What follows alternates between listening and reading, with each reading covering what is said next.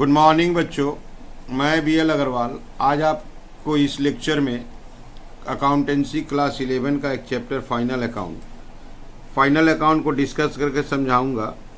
ठीक है, उम्मीद करूंगा आपको समझ में भी आएगा। ये देखिए, compile final account of Gupta traders for the year ended 31 मार्च 12। ये एक ट्रायल बैलेंस दिया हुआ है, गुप्ता ट्रेडर्स का ट्रायल बैलेंस है। यहाँ से हमको फाइनल अकाउंट बनाना है। फाइनल अकाउंट करने मतलब trading and profit and loss account और उसी डेट में बैलेंस शीट। ये देखिए, कैपिटल लायबिलिटी होता है, बैलेंस शीट में जाएगा और ड्राइंग कैपिटल से माइनस होता है। परचेज ट्रेडिंग का आइटम है, सेल्स भी ट्रेडिंग का आइटम है, ओपनिंग स्टॉक ट्रेडिंग का आइटम है। मशीनरी आपका एसेट्स हो गया, फर्नीचर एसेट्स हो गया, डेटर एसेट्स हो गया, क्रेडिटर लायबिलिटी हो गया। ये जो एसेट्स लायबिलिटी है बैलेंस शीट का आइटम है। ट्रेडिंग वाला 3 आइटम मिला, ये ट्रेडिंग का आइटम है। इसके अलावा सैलरी एक्सपेंस होता है, indirect expense profit and loss के लिए है। Rent indirect expense profit and loss के लिए है। डिस्काउंट देखिए, डेबिट क्रेडिट दोनों में दिया है, प्रॉफिट एंड लॉस में एक्सपेंस और इनकम के रूप में रहेगा। कमीशन क्रेडिट दिया है, प्रॉफिट एंड लॉस में जाएगा, इनकम के रूप में जाएगा। इलेक्ट्रिसिटी इनडायरेक्ट एक्सपेंस है, profit and loss, cash at bank assets है। एक छोटा सा ट्रायल बैलेंस है। कौन सा item trial balance, final account, trading, profit and loss और बैलेंस शीट कहाँ एलोकेट होगा उसके अगल बगल सब लिख दिया गया। ट्रायल बैलेंस को आप रीड करोगे, रीड करने के साथ कौन सा आइटम किस अकाउंट का है उसके बगल में लिखोगे, जिससे बनाने में सुविधा होगा। इसके बाद आता है adjustment entry, that is additional informations. इस सब ट्रांजैक्शन का एंट्री नहीं किया हुआ है। एंट्री अगर करते हैं तो एक डेबिट एक क्रेडिट होगा। इसका मतलब ये फाइनल अकाउंट को 2 बार इफेक्ट करेगा, 2 जगह इफेक्ट करेगा। जैसे क्लोजिंग स्टॉक ट्रेडिंग का बाई में जाता है और एसेट्स होता है। ट्रेडिंग का बाई में लिखेंगे बाई क्लोजिंग स्टॉक 40,000 और बैलेंस शीट एसेट्स में लिखेंगे closing stock 40,000। Salary include staff loan, हम लोग स्टाफ को एडवांस दिए थे, लोन दिए थे, जो सैलरी में इंक्लूड हो गया तो सैलरी से माइनस करना होगा और स्टाफ को एडवांस या लोन दिए हैं तो ये हमारा एसेट्स है। बैड डेट डेटर से लेस होगा, प्रॉफिट एंड लॉस का 2 में आएगा। Provision for bad debt debtor से लेस होगा, प्रॉफिट एंड लॉस के 2 में आएगा। एडिशनल इन्फॉर्मेशन में जो बैड डेट होता है वो फर्दर बैड डेट होता है, डेटर से माइनस करके प्रॉफिट एंड लॉस के 2 में ले आते हैं। एडिशनल इन्फॉर्मेशन में जो प्रोविजन फॉर बैड डेट होता है, ये न्यू प्रोविजन बोल सकते हो या क्लोजिंग प्रोविजन बोल सकते हो। डेटर से कैलकुलेट करके डेटर से माइनस कर देते हैं, प्रॉफिट एंड लॉस के 2 में लाते हैं। ठीक वैसे डेप्रिसिएशन मशीन और फर्नीचर से लेस होगा, प्रॉफिट एंड लॉस का 2 में आएगा। ओके, ये देखिए, इलेक्ट्रिसिटी बिल जो है आउटस्टैंडिंग है, 600 रुपया रिमेन आउटस्टैंडिंग। आउटस्टैंडिंग एक्सपेंस को बढ़ा देगा, दैट इज प्लस हो जाएगा, उसके बाद लायबिलिटी के रूप में आ जाएगा। मैनेजर को कमीशन देना है 10% of net profit after charging such commission. जो नेट प्रॉफिट आने वाला है उसका 10/110 मैनेजर कमीशन होगा, कमीशन PL में जाएगा। आउटस्टैंडिंग है, देना है, इसलिए लायबिलिटी भी है। ये देखिए, प्रोवाइड रेंट ओइंग माने बाकी है, रेंट यहाँ आउटस्टैंडिंग के रूप में है तो रेंट में प्लस होगा और लायबिलिटी होगा, सिमिलर टू इलेक्ट्रिक बिल। तो ये हो गया आपका एडिशनल इन्फॉर्मेशन। एक एडिशनल इन्फॉर्मेशन को ध्यान से देखते हैं। अगर वो आउटस्टैंडिंग है, अनपेड है, ड्यू है तो ऐड करके लायबिलिटी, एडवांस है तो लेस करके प्रीपेड एसेट्स। क्लोजिंग स्टॉक 2 जगह पे, depreciation bad debt provision balance sheet में लेस होता है, प्रॉफिट एंड लॉस के 2 में चला आता है।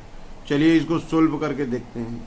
ओके, ये रख दिया आपके सामने format in the books of Gupta traders. ठीक है, trading and profit and loss account for the year ended 31 March 2012, debit credit, particular rupees. ठीक है, सबसे पहले ट्रेडिंग का 2 में लाएंगे ओपनिंग स्टॉक।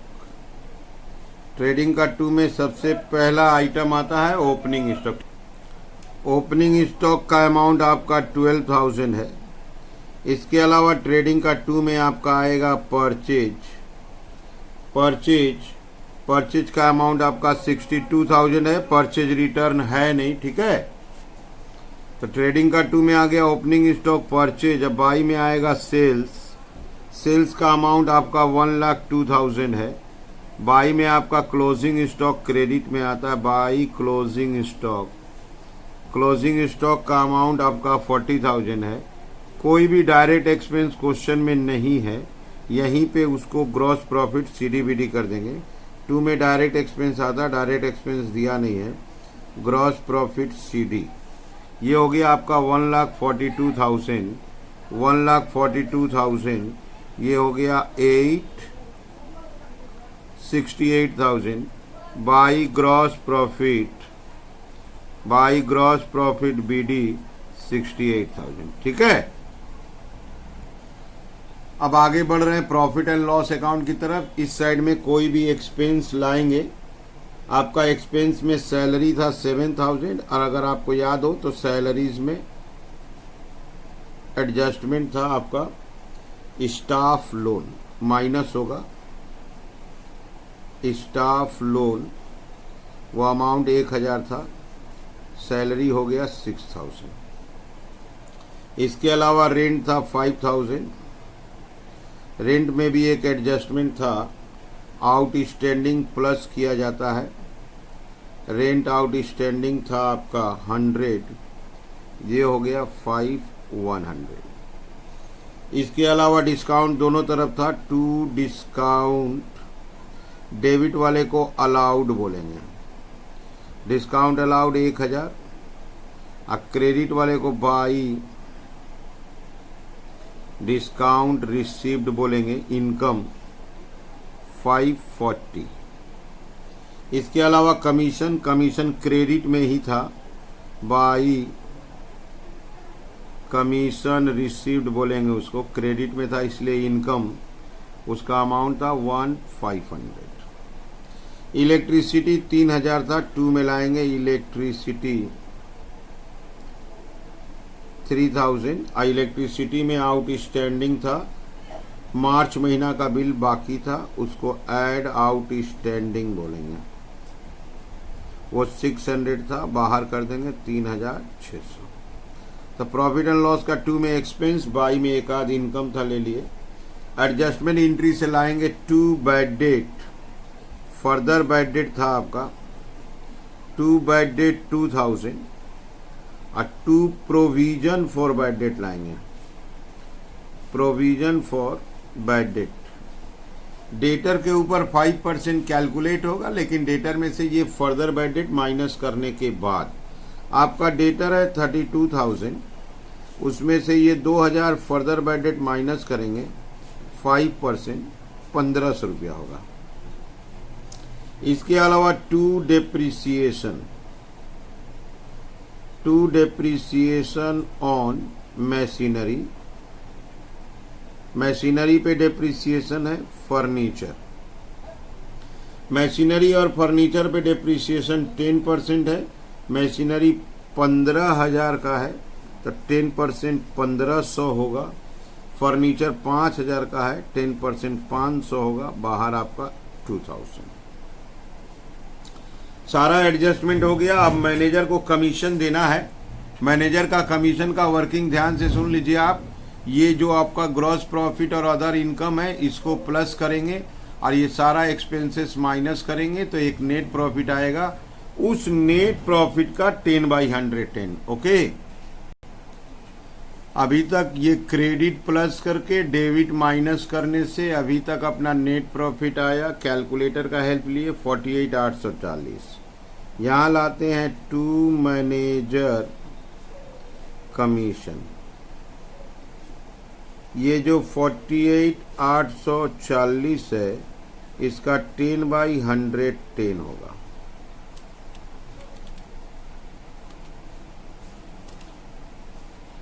रिजल्ट आएगा 444,000।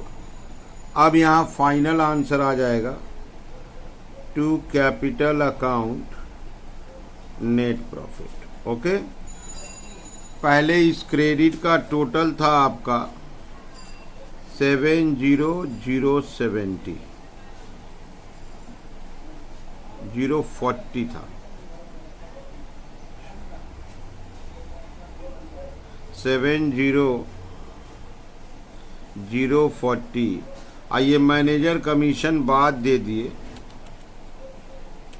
तो मैनेजर कमीशन बाद देने के बाद आंसर आ गया 44,400। ये हो गया नेट प्रॉफिट। तो सबसे पहले आप देखो ट्रेडिंग अकाउंट बनाए, ओपनिंग, परचेज, सेल्स, क्लोजिंग, कोई डायरेक्ट एक्सपेंस नहीं था, gross profit.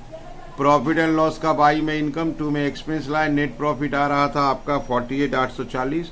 Manager commission after charging था, 10/100 10 दे दिए, 4440 आ गया, और जो बच गया वो net profit balance sheet capital में ऐड होगा।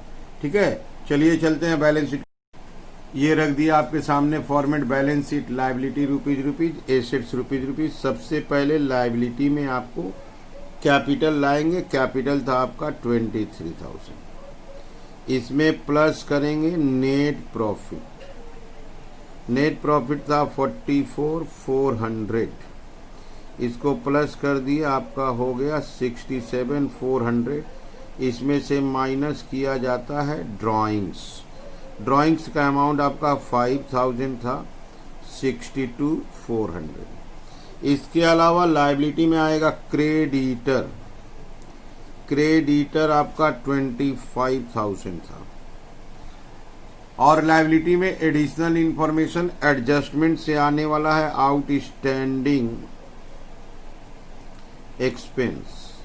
इसका एक ग्रुप बनाते हैं। इलेक्ट्रिक बिल था, इलेक्ट्रिसिटी आपका आउटस्टैंडिंग के रूप में 600 था। रेंट आपका 100 था। अब मैनेजर कमीशन भी आउटस्टैंडिंग ही था।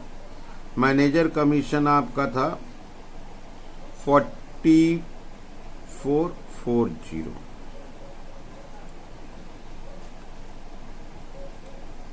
ये हो गया आपका 5140। एसेट साइड में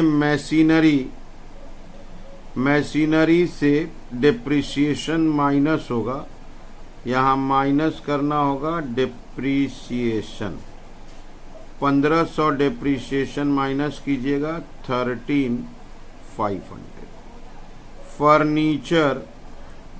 फर्नीचर आपका 5,000 था, इससे भी डिप्रिसिएशन माइनस किया जाएगा 500, आपका 4,500। इसके अलावा एसेट्स में क्लोजिंग स्टॉक आएगा। क्लोजिंग स्टॉक आपका 40,000 था। सन्ड्री डेटर आएगा। सन्ड्री डेटर को इनर कॉलम में रखेंगे 32,000, माइनस बैड डेट हुआ था 2,000। बैड डेट 2,000 होने के बाद आपका 30,000 बचा। इसमें से minus provision for bad debt 5%, 1,500 रुपया किए थे, 28,500 हो गया। और देखते हैं एसेट्स के रूप में आपका कैश एट बैंक है 5040। कैश एट बैंक है 5040। एडिशनल इंफॉर्मेशन से स्टाफ लोन, सैलरी में इंक्लूड था स्टाफ लोन, वो अमाउंट आपका 1,000 रुपया था, वो एसेट्स था। ठीक है, और कोई आइटम नहीं है। बोथ साइड टोटल इक्वल होना चाहिए। अगर बोथ साइड टोटल इक्वल होता है तो समझिए हम लोग क्वेश्चन को सही सोल्व किए हैं। ये हो गया 540, 92, 540, 540